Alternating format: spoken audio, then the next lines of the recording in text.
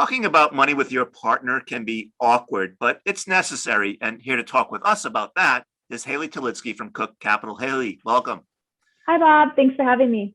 Pleasure. So this is a great topic. Many young couples and even older couples have to grapple with this notion of talking about money. Where to begin? Yeah, so no matter what stage you're at in your relationship, I just want to acknowledge talking about money can be really uncomfortable and stressful for many, many people. So if you're one of those people, don't feel bad. It takes a lot of practice to get comfortable talking about it. So the more often you have those conversations, the much easier it will be. But it's really important. Money is one of the leading causes of fights in relationships and one of the leading causes of divorce. So it's really crucial that I always tell people, as soon as you start having serious conversations with your partner, whether that's moving in together, marriage, children, whatever that may be, you also need to start talking about your current financial situation and financial goals for the future. So how to get started? Yeah, so I like to call them money dates. You can call it whatever you want, but you want to schedule a time to sit down with your significant other in a private place. You want to make sure that you schedule it early in advance so that way you both can bring any necessary information to the meeting. But you really just want to sit down and have an open, honest conversation about your current financial situation and any future financial priorities that you might have.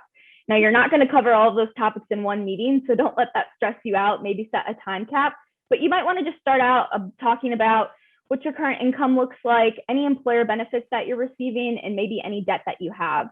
With these conversations, you want to make sure that you're remaining very open and honest with your partner and also understanding.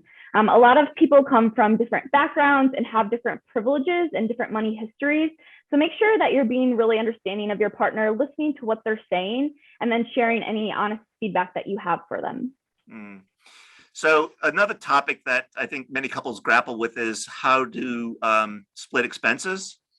Yeah, so this often comes up once you're talking about moving in together. It doesn't have to.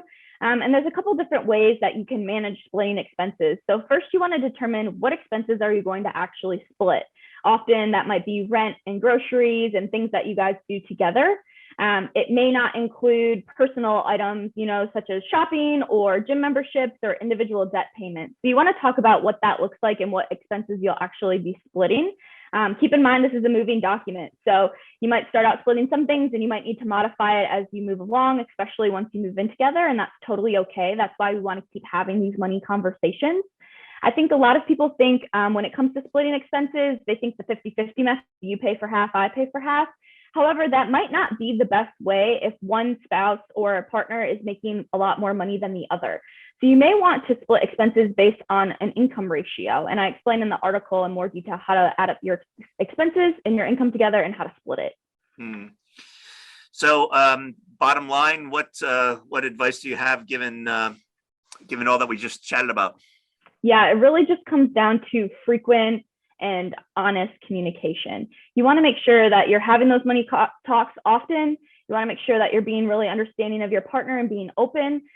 Don't wait until a fight arises to argue about money. Start talking about things that might be bugging you or things you want to discuss or future goals early on. It's going to make your relationship a lot stronger.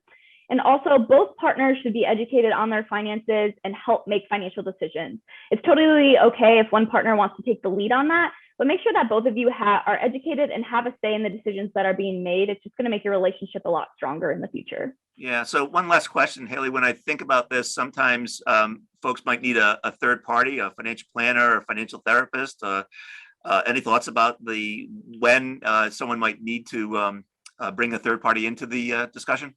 Yeah, absolutely. It's going to totally depend on your relationship. So whenever you are having those conversations and you think it might be beneficial to have an outside input, just try it out. You can have a first meeting with someone. If it's helpful, you can move forward. If not, you don't have to. But again, it's kind of just being vulnerable with your partner and trying to figure out what works best for you. Well, Haley, as always, I'm grateful that we've had an opportunity to share your knowledge and wisdom with our viewers and readers. It's greatly appreciated. Thank you.